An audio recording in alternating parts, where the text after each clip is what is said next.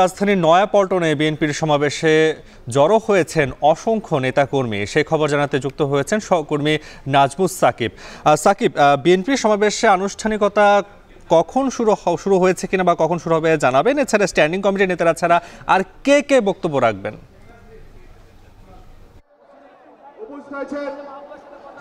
আজকে কিন্তু যে 2টা নাগাদ যে সমাবেশ শুরু হওয়ার কথা সেটা কিন্তু আমরা বেশ আগেই শুরুতে দেখেছি, অর্থাৎ সকাল থেকে মানুষজন কিন্তু এখানে উপস্থিত হয়েছেন এবং নানা ধরনের যারা আসলে নেতাকর্মী রয়েছেন তারা কিন্তু এখানে উপস্থিত হয়েছেন। একটু জানাতে চাই যে বিএনপির এখনো পর্যন্ত আমরা যতটুকু জানতে পেরেছি যে বিএনপির যুগ্ম সিনিয়র যুগ্ম মহাসচিব, সিনিয়র যুগ্ম সাধারণ সম্পাদক যিনি রুহুল কবির রিজভী, তিনি কিন্তু 12:15 নাগাদ কিন্তু এই বিএনপির কার্যালয়ে এসেছেন। এর বাইরেও আসলে যে সালাউদ্দিন টুকু কিংবা অন্যান্য যে নেতারা রয়েছেন তারা কিন্তু এই বিএনপির সভাস্থলে ইতিমধ্যে এসে পৌঁছেছেন।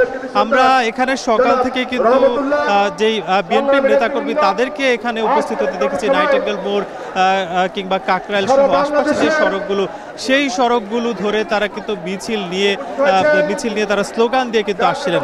এছাড়া আমরা বিএনপি কার্যালয়ের আশপাশে আসলে যেই ধরনের পোস্টার দেখেছিলাম, অর্থাৎ মুক্তির যে পোস্টারগুলো, সেই পোস্টারের পরিবর্তে এখন কিন্তু যেই আওয়ামী লীগ সরকারের বিরুদ্ধে যেই পোস্টার সেগুলো লাগানো হয়েছে, পাশাপাশি নানা ধরনের স্লোগান কিন্তু লাগানো হয়েছে। এই বিএনপি যেই নেতাকর্মীরা রয়েছেন তারা যেটা জানাচ্ছেন যে বিগত সময়ের, অর্থাৎ বিগত 15 থেকে 16 বছর তারা সমাবেশ নিয়ে এখানে বা সমাবেশ করার জন্য যে উপস্থিত হয়েছিলেন তার থেকে এই বিষয়গুলো কিন্তু আলাদা, অর্থাৎ আজকে পুরোপুরি তারা ভিন্নভাবে কিন্তু এখানে উপস্থিত হচ্ছেন। অনেকেই বলছেন যে মামলা টামলার কারণে তারা কিন্তু ঘরে থাকতে পারছিলেন না, ফলে তারা কিন্তু আজকে গতকালকেও কিন্তু তারা স্বাভাবিকভাবে ছিলেন এবং আজকে ঢাকাতে কিন্তু তারা বিভিন্ন জেলা থেকে এসেছেন। এবং একটু জানাতে চাই যে শুধুমাত্র ঢাকার যারা নেতাকর্মী রয়েছেন তারাই নয়, এর বাইরেও আমরা দেখেছি নারায়ণগঞ্জ, গাজীপুর কিংবা মুন্সিগঞ্জ সহ আশপাশের যে জেলাগুলো রয়েছে সেই জেলাগুলো থেকে কিন্তু বিএনপির কর্মীরা আসছেন। এর বাইরেও আমরা দেখেছি যে চট্টগ্রাম কিংবা বরিশালের যে নেতাকর্মী রয়েছেন তারাও কিন্তু অনেক ক্ষেত্রে যদিও তাদেরকে আসলে বলা হয় তবে তারা কিন্তু এখানে এসেছেন। আমরা আসলে জানাতে চাই যে আজকে এই যে বিএনপির যে কর্মসূচি, সেই কর্মসূচিতে প্রধান অতিথি হিসেবে থাকবেন তারেক রহমান। তিনি কিন্তু এখনো পর্যন্ত জানা যাচ্ছে তিনি ভার্চুয়ালি কিন্তু এখানে বক্তব্য দিবেন এবং বিএনপির যিনি মহাসচিব রয়েছেন মির্জা ফখরুল ইসলাম আলমগীর, যারা আছেন তারা কিন্তু আসলে এখানে বক্তব্য দিবেন।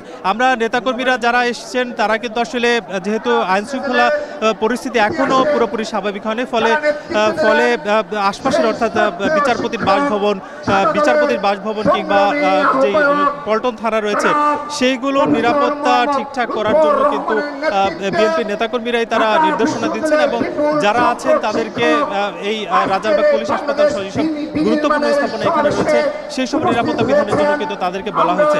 এখন পর্যন্ত এই যে বিএনপির যে সমাবেশ সেখানে কোনো অপ্রীতিকর পরিস্থিতি তৈরি হয়নি, তবে মানুষজন কিন্তু নাইটিঙ্গেল মোড় থেকে একেবারে কাকরাইল পর্যন্ত মানুষজন, হাজার হাজার মানুষ কিন্তু এই বিএনপির সমাবেশের স্থলে উপস্থিত হয়েছে। এই ছিল বিএনপির যে সমাবেশ তার সবশেষ। দীর্ঘদিন পর রাজধানীর নয়াপল্টনে বিএনপি সমাবেশে জড়ো হয়েছেন অসংখ্য নেতাকর্মী। সেই খবর জানাতে যুক্ত ছিলেন সহকর্মী নাজমুস সাকিব।